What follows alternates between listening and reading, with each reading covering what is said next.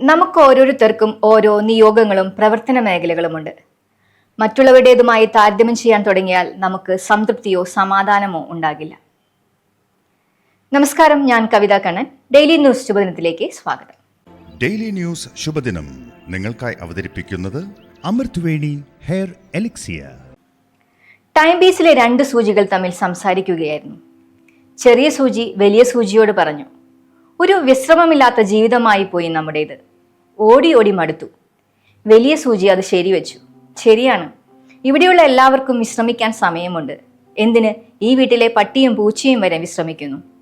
നമുക്ക് മാത്രം വിശ്രമമില്ല. ചെറിയ സൂചി പറഞ്ഞു, നമുക്കും ഒന്ന് വിശ്രമിച്ചാലോ? കുറേ ആയില്ലേ ഓടുന്നു. അങ്ങനെ രണ്ടുപേരും ചേർന്ന് വിശ്രമിക്കാൻ തീരുമാനമെടുത്തു. രാവിലെ ഉടമസ്ഥൻ വന്ന് നോക്കിയപ്പോൾ രണ്ട് സൂചികളും ഓടാതെ നിൽക്കുന്നു. അയാൾ ബാറ്ററി മാറ്റി നോക്കി, കീ കൊടുത്തു നോക്കി, ഒരു രക്ഷയുമില്ല. അയാൾ ആ ടൈം പീസിനെ അടുത്തുള്ള കുപ്പത്തൊട്ടിയിലേക്ക് എറിഞ്ഞു. അപ്പോഴാണ് തങ്ങളുടെ അവസ്ഥ അവർ തിരിച്ചറിഞ്ഞത്. ഓരോരുത്തർക്കും ഓരോ നിയോഗങ്ങളും പ്രവർത്തന മേഖലകളുമുണ്ട്. മറ്റുള്ളവരുടേതുമായി താരതമ്യം ചെയ്ത് അവയെ വിലയിരുത്താനോ അളക്കാനോ സാധിക്കില്ല. അപരനെ നോക്കി പണിയെടുക്കുകയും പ്രവർത്തനനിരതരാകുകയും ചെയ്യുന്നവർക്ക് സംതൃപ്തിയോ സമാധാനമോ ഉണ്ടാകില്ല. സ്വയം കർമ്മശേഷി നിലനിൽക്കാനുള്ള സാധ്യതകളും സാഹചര്യങ്ങളും ചുറ്റുമുണ്ടാകും. അവയെ പ്രതിരോധിക്കാനാകും വിധം സ്വയം പ്രചോദിപ്പിക്കാൻ നമുക്കും സാധിക്കട്ടെ. ശുഭദിനം.